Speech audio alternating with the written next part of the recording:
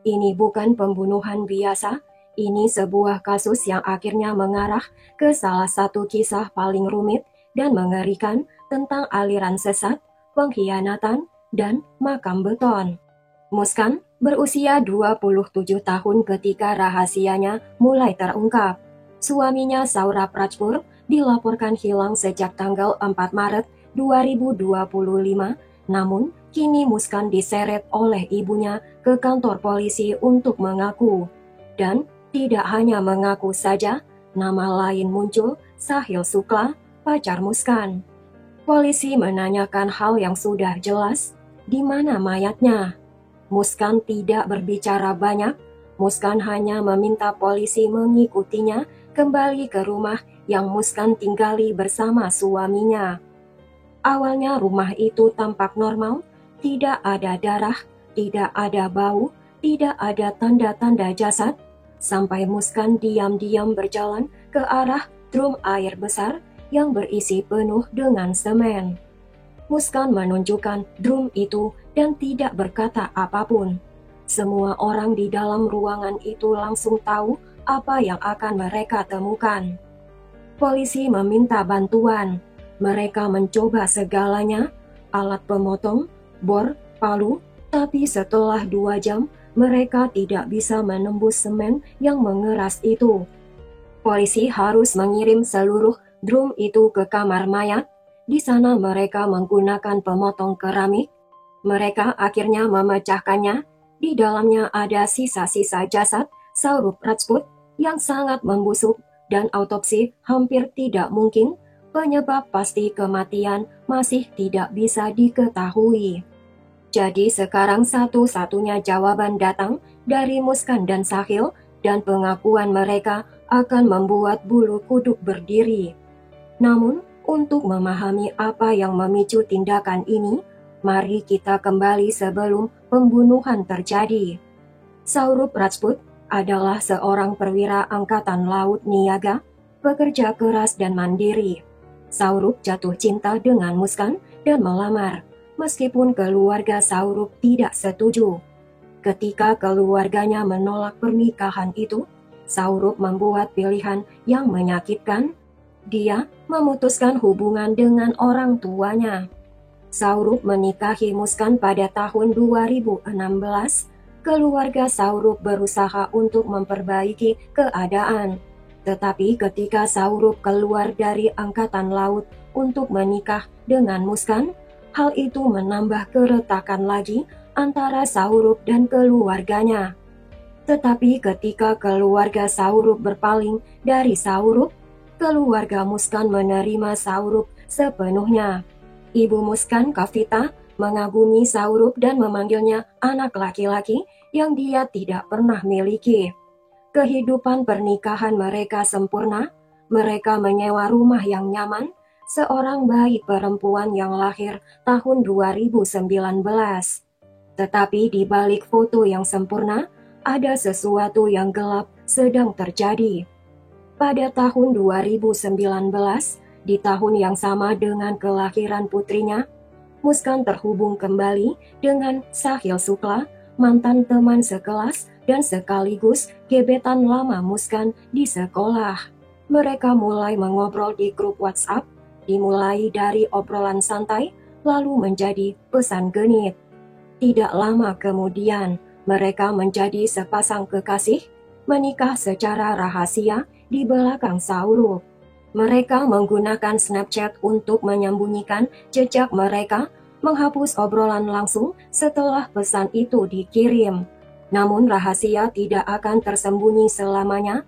Suatu hari pemilik rumah sewaan melihat orang asing menyelinap masuk ke dalam rumah ketika Saurabh sedang tidak ada di rumah. Pria itu mengintip dan melihat Muskan dan Sahil sedang bersama. Pemilik rumah itu memberitahu Saurabh. Saurabh menghadapi Muskan. Pada awalnya Muskan menyangkalnya, tetapi sesuatu dalam diri Saurabh tahu yang sebenarnya. Saurabh ingin meninggalkan Muskan, tetapi kemudian Saurabh melihat wajah putrinya dan dia tetap tinggal. Pada tahun 2013, Saurabh membuat keputusan sulit. Dia pindah ke kota London, Inggris, mencoba membangun kembali kehidupan dan menghidupi keluarganya dari jauh. Saurup mendapat pekerjaan di toko roti, bekerja dengan jam kerja panjang, dan mengirim uang 1 lakh rupiah atau lebih dari $1.000 Amerika Serikat kembali ke India setiap bulan. Muskan seharusnya menggunakan uang itu untuk dirinya dan putri mereka, tetapi ternyata tidak. Kehidupan Muskan telah berubah. Di bawah pengaruh Sahil, Muskan mulai berjudi, berpesta, dan menggunakan obat terlarang. Dia dan Sahil menggunakan uang Saurup untuk membeli obat terlarang dan bersenang-senang bersama. Setiap kali Saurup mengirim uang, Muskan akan mengirim pesan kepada Sahil, dan Sahil terlibat dalam perjudian ilegal, terutama pada pertandingan kriket. Sahil menggunakan uang Saurup untuk memasang taruhan dengan bandar judi bawah tanah. Sahil berjudi dengan gegabah, kadang dia menang besar, seringkali keberuntungan tidak memihaknya. Uang yang disalurkan Muskan dari Saurup akan hilang dalam hitungan jam, habis karena judi, obat terlarang, dan bersenang-senang. Semakin banyak uang hilang, maka semakin cemas mereka berdua. Karena Saurup tidak bodoh, Saurup pasti menyadari bahwa uangnya telah hilang karena gaya hidup istrinya yang boros. Jika Saurup tahu bahwa Muskan menggunakan obat terlarang dengan pacar rahasianya sambil mengurus anak mereka, ini akan menjadi kacau. Jadi Muskan membuat pilihan. Muskan akan membuat suaminya diam untuk selamanya. Selama interogasi, baik Muskan dan Sahil mengaku bahwa mereka merencanakan menghabisi Saurup beberapa bulan sebelumnya. Pada awal November 2024, ketika Muskan pergi ke toko serba ada lokal membeli 2 sajam, Muskan berlatih menggunakan sajam itu pada kotak kardus sebagai boneka. Muskan juga membeli silet. Beberapa mengatakan itu untuk memotong kotak atau untuk senjata cadangan. Kemudian tibalah tanggal 24 Februari 2025. Saurup tiba dari London. Dengan gembira dia akan memberi kejutan pada istrinya pada hari ulang tahunnya. Bahkan Saurup membawa uang 1 crore rupiah atau senilai $120.000 untuk diberikan pada orang yang dicintainya. Muskan menyambut suaminya, tapi dia punya rencana lain. Tanggal 3 Maret, malam sebelum pembunuhan, Muskan menidurkan putrinya, menciumnya, dan mengucapkan selamat tidur, lalu berjalan ke kamar tidur untuk mempersiapkan pembunuhan. Pada pukul 11:49 malam, Saurup keluar rumah naik motor bersama temannya. Dia kembali ke rumah tepat setelah tengah malam. Telah menunggunya adalah istrinya yang cantik dan makanan kesukaan Saurup, lauki de cocktail. Muskan mengatakan pada suaminya bahwa makanan itu dibuat oleh ibunya, tapi Muskan telah mencampurnya dengan obat penenang, cukup membuat Saurup tertidur lelap. Dan ketika Saurup tidak sadar, Muskan mengangkat telepon dan suami rahasianya Sahil berjalan melewati pintu. Pembunuhannya sangat kejam. Mereka melukai Saurup dengan sajam 3 kali, dengan sajam yang dibeli Muskan 3 bulan yang lalu. Ada banyak cairan merah di mana-mana, tetapi Saurup tidak berteriak, tidak melawan. Obat penenang bekerja dengan baik. Tapi Muskan tidak mau mengambil resiko. Dia mengambil silet dan melukai Saurup. Cairan merah menyebar ke seluruh ruangan. Tidak ada pergerakan, tidak ada denyut nadi. Saurup meninggal dunia, dan kedua pembunuh mereka tersenyum karena ancamannya telah hilang. Namun, masalah baru muncul, di mana kamu menyembunyikan jasadnya. Mereka tidak bisa menggali kuburan. Seseorang mungkin akan memperhatikan, jadi mereka melihat ke sekeliling rumah dan menemukan wadah yang sempurna, tong air besar dengan tutup yang bisa ditutup rapat. Mereka mencoba memasukkan tubuh Saurup ke dalam lubang, tetapi tidak muat.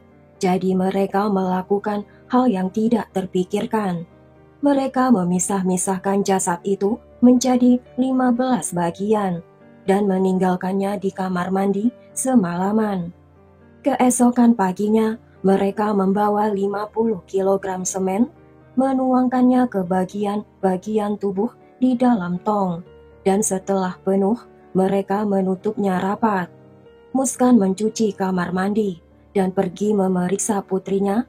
Anak kecil itu mendongak dan bertanya, "Di mana Papa?"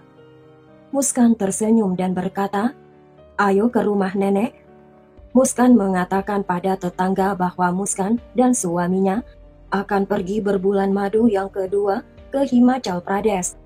Kemudian Muskan mengunci pintu dan pergi. Setelah menghabisi suaminya dan menyegel jasadnya dalam drum berisi beton, Muskan tidak menoleh ke belakang. Sebaliknya, dia mengambil ponsel Sauruk. Dia menggunakannya untuk mengirim pesan. Muskan mengirim pesan pada saudara perempuan Sauruk, berpura-pura semuanya baik-baik saja, seolah-olah suaminya tidak terbaring berkeping-keping di dalam tong tertutup rapat. Kemudian dia dan Sahil melarikan diri, melakukan perjalanan 12 hari liburan mewah di kota Simla, Manali, dan Kasol. Polisi kemudian mengetahui mereka memesan taksi pribadi dari agen perjalanan Sivator and Travel di kota Merut, membayar Rp54.000 untuk taksi. Mereka bepergian tidak sebagai kriminal, mereka bepergian sebagai sepasang kekasih, menginap di hotel mewah, mereka berpose sebagai suami istri. Mereka merayakannya di nightclub Holly, berdansa, minum miras, dan mengambil foto sambil tersenyum.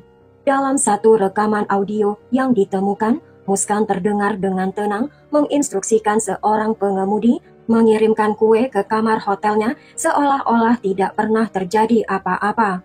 Kemudian polisi menemukan sebuah video dari perjalanan itu. Pasangan itu tampak santai dan bahagia. Sementara mereka berperan sebagai pengantin baru, keluarga Sauruk yang sebenarnya panik.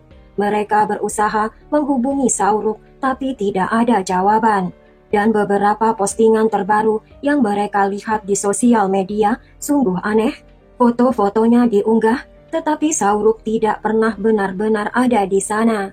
Akhirnya pada tanggal 17 Maret 2025, setelah hampir 2 minggu tidak ada kabar, saudara perempuan dan saudara laki-laki Sauruk mengajukan laporan orang hilang.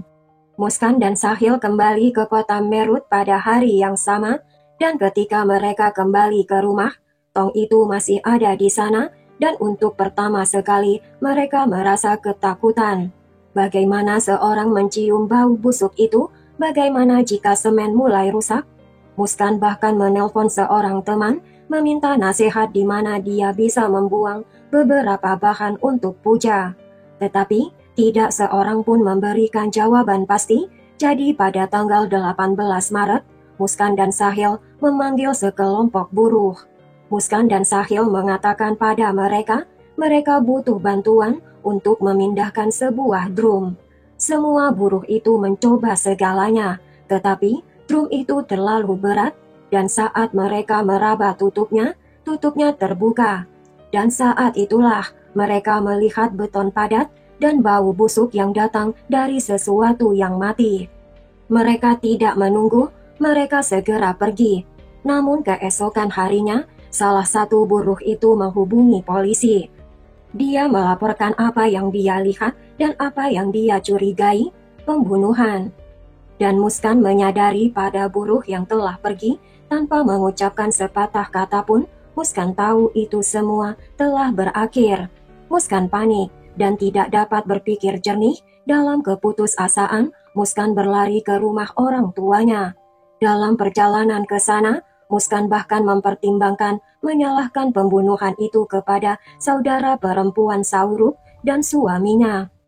Muskan mengatakan dalam hati bahwa Muskan mungkin masih bisa lolos jika dia memutarbalikkan cerita ini dengan benar. Ketika Muskan sampai, dia jatuh menangis di depan ibunya. "Suamiku telah meninggal."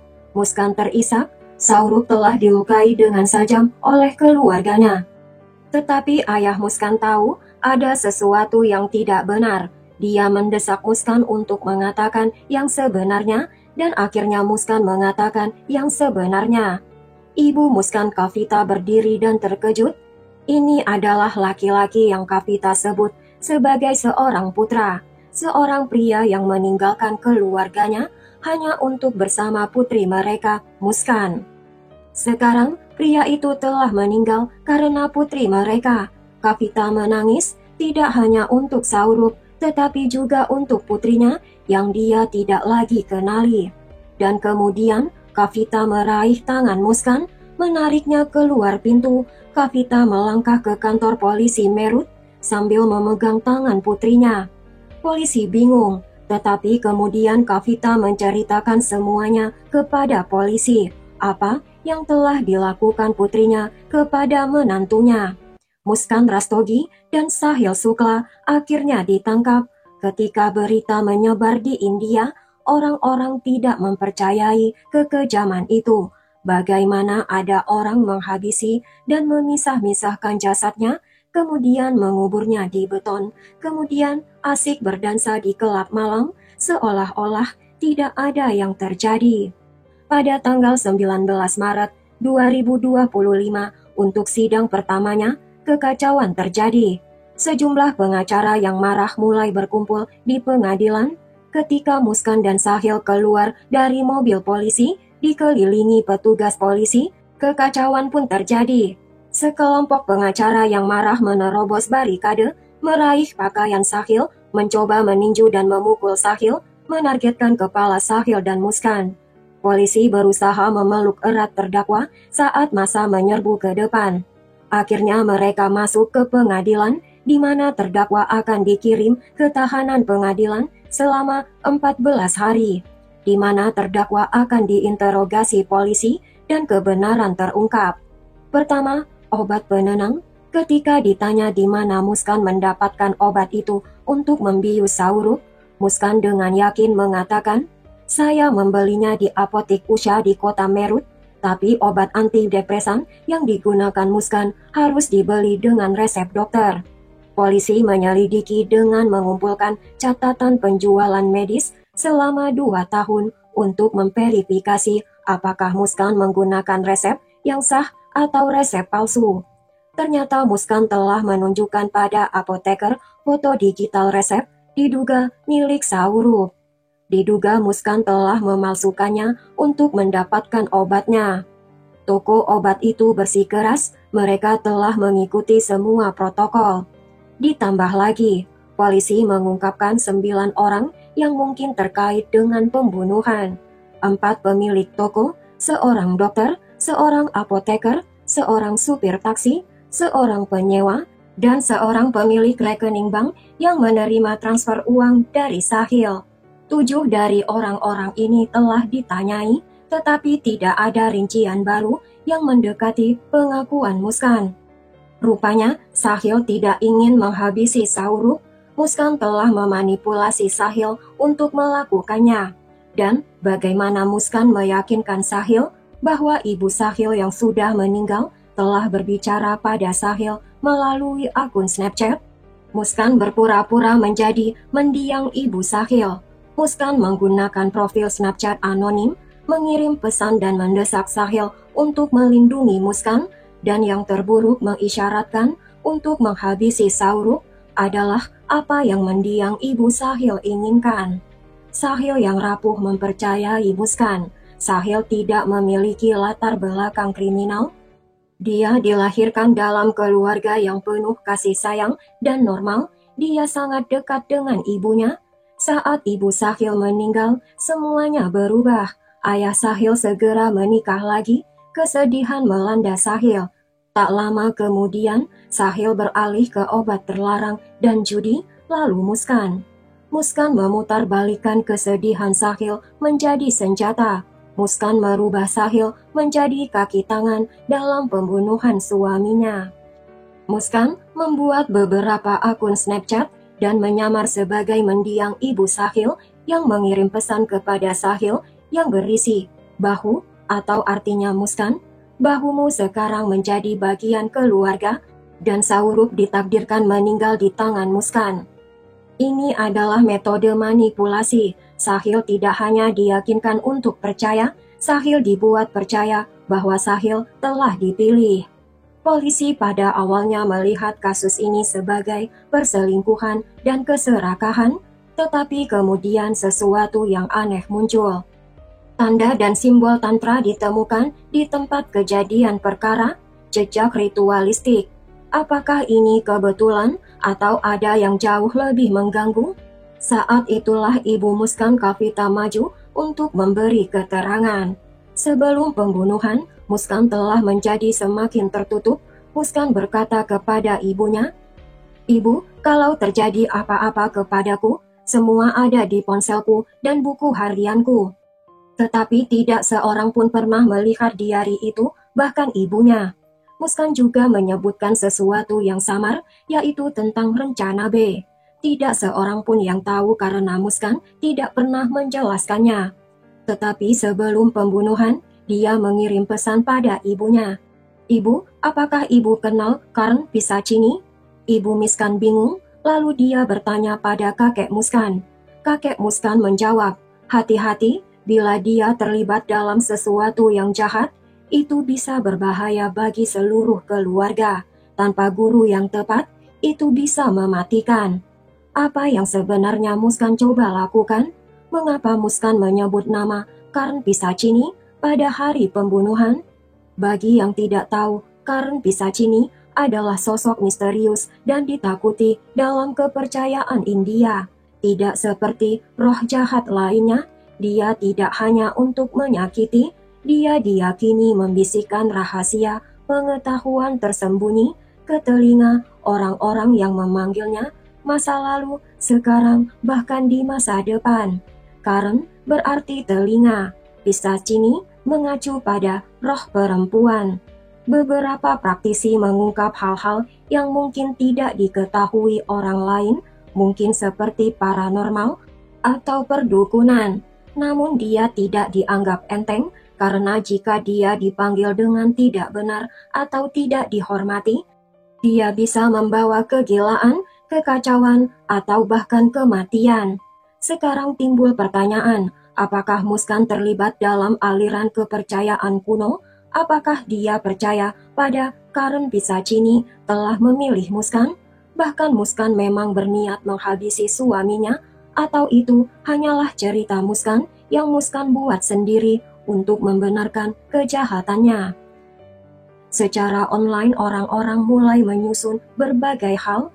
Mereka kembali ke rekaman perjalanan Muskan dan Sahil di Festival Holi, yaitu festival di awal musim semi di India, yang menunjukkan mereka tertawa dan menari. Staf di hotel di kota Himachal melaporkan bahwa pasangan itu hampir tidak pernah meninggalkan kamar, bahkan menolak layanan kebersihan kamar, mengunci pintu. Mereka menyendiri dari hari ke hari. Beberapa orang percaya itu bukan hanya romantis, tetapi suatu ritual, upaya pemanggilan. Mereka memanggilnya penyihir. Orang lain percaya mungkin ini bukan ilmu hitam, mungkin Muskan hanya sakit mental yang parah. Wanita yang mendengarkan bisikan-bisikan bahwa Saurup akan mengetahui perselingkuhannya, bahwa Saurup akan menghentikan Muskan menggunakan obat terlarang.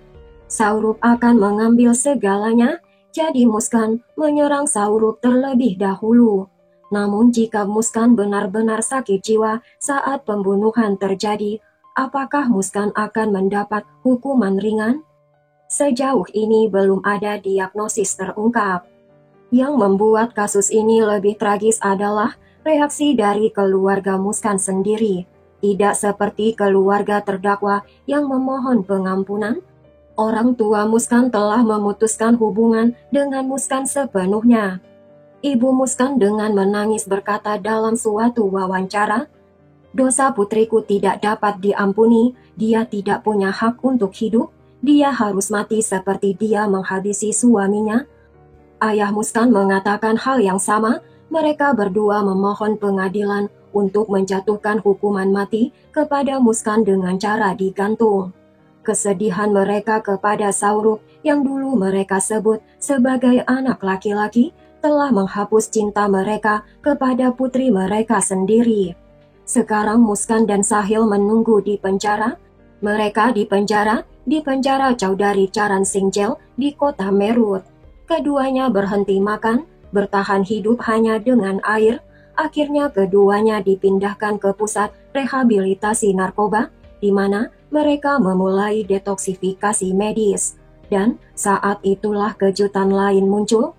Pada hari Senin, tanggal 7 April 2025, Muskan dinyatakan positif hamil. Keluarga Saurup hanya menyaksikan dalam diam dan mencoba mendapatkan hak asuh atas putri pertama Saurup dan berdebat apakah mereka akan menerima bayi yang belum lahir itu juga. Melihat kronologinya, bayi itu mungkin anak Sahil.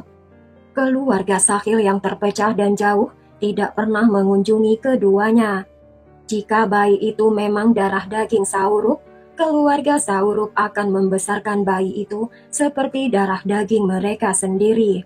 Untuk saat ini persidangan masih berjalan dan kita masih menunggu apa hukuman yang akan dijatuhkan pada Muskan dan Sahil hingga kebenaran terungkap di pengadilan. Bagaimana pendapat kalian dengan kasus ini guys? Tulis di kolom komentar ya. Mencari suami yang baik itu sulit, tapi ada perempuan yang tidak sadar betapa baiknya suaminya. Malah dia menyia-nyiakan suaminya sendiri.